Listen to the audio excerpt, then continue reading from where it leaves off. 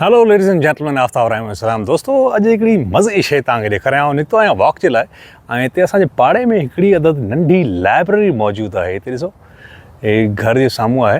हिते तव्हां किताब को बि तव्हांखे पसंदि हुजे त उहो खणी सघो था। ॾिसो कहिड़ी कमाल लाइब्रेरी आहे। Have been here a long time. Right. And I take them to the bookstore. So I'm just looking through. I'm on my way to the bookstore right now. Right. Yeah. Yeah. Mostly I do jogging here. When I saw that, I loved it. I thought whoever did that, it's wonderful. I've wanted for a really long time, so Right. I asked my husband if he built it for me a couple of years ago. Right. Cool.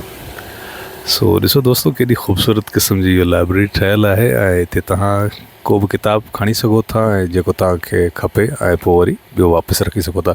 इन्हनि माण्हुनि जी इहा केॾी न कमाल जी शइ आहे त इहे किताब पंहिंजे घरनि जे साम्हूं रखनि था ऐं पोइ हितां जे जेके पसकिरताई में ओड़े पाड़े जा माण्हू हिते अची ऐं किताब खणी सघनि था। हिते लिखियलु आहे take a book and leave book.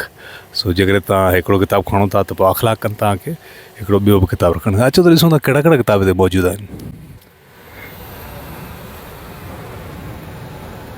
Okay,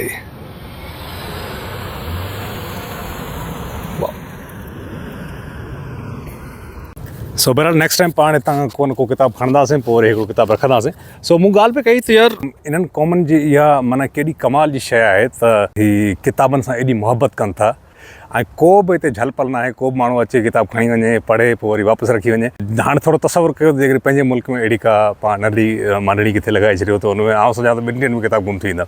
सो बहसियत क़ौम बि पाण खे सिविक सेंस हुजणु खपे, रिस्पॉन्सिबिलिटी ज़िमेदारियूं खणणु खपनि। असां ठीकु आहे सियासतदाननि खे घटि वधि ॻाल्हाईंदा आहियूं, ब्यूरोक्रेट्स खे, पर असांजी बि कुझु ज़िमेदारियूं आहिनि। This is Aftab Rahman signing out from Calgary, Canada. जिते जो ख़ुशि हुओ, आबाद हुजो, सिंध सलामत, साथ सलामत। Take care, take you, bye by.